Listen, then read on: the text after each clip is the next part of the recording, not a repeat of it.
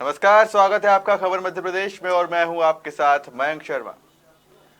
लोग अपने दुश्मनों को मारने के लिए सुपारी देते हैं, लेकिन सोचिए क्या कोई खुद को मारने के लिए किलर को सुपारी दे सकता है। एक ऐसे ही शख्स की कहानी सामने आई है जिसने खुद को मारने के लिए किलर को सुपारी दे दी थी। ये शख्स एक वकील है और उसने ऐसा इसलिए किया क्योंकि ऐसा करने से उसके परिवार की 73 करोड़ की कमाई हो सकती थी।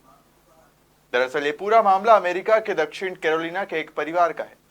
न्यूयॉर्क टाइम्स की एक रिपोर्ट के मुताबिक शख्स का नाम एलेक्स मडाफ है। हाल ही में एलेक्स की पत्नी और उनके बड़े बेटे का मर्डर हुआ है। वे अपनी पत्नी और बेटे के लिए न्याय पाने के लिए लड़ रहे थे कि उन्होंने एक बड़ा फैसला ले लिया।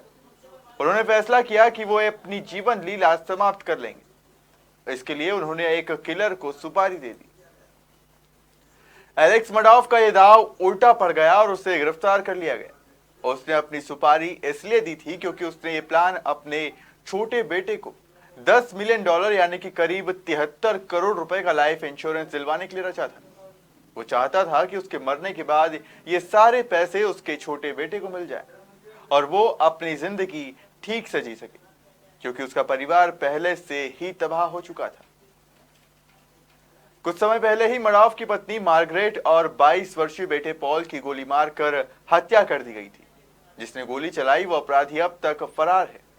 हालांकि उसके बेटे पर कई मामले दर्ज थे, जिसमें एक महिला के एक्सीडेंट का भी मामला शामिल था। बताया जा रहा है कि उसने अपराध की दुनिया में कदम रख लिया था।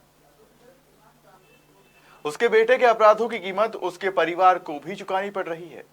उसकी मौत के बाद भी मडाफ के ऊपर मुसीबतें कम नहीं हो रही थी, क्योंकि बेटे के साथ उसकी पत्नी का भी मर्डर हो गया था। इन दोनों की मौत के चलते मडाफ ने खुद को ड्रग्स में डुबो लिया। मडाफ के वकील ने दक्षिण कैरोलिना की अदालत को बताया कि मडाफ ने अपनी हत्या का प्लान इसलिए बनाया क्योंकि उनकी मौत के बाद ढेर सारे पैसे उसके छोटे बेटे को मिल जाएंगे। फिलहाल रिपोर्ट के मुताबिक मडाफ को अरेस्ट करके जब जज के सामने पेश किया गया तो मानवीय तौर पर और मडाफ के ट्रैक रिकॉर्ड को देखते हुए कुछ हर्जाना लेकर जमानत की पेशकश की है और कहा है कि वो अपना जीवन ना समाप्त करे, बल्कि खुश रहने की कोशिश करे और अच्छी जिंदगी जिए।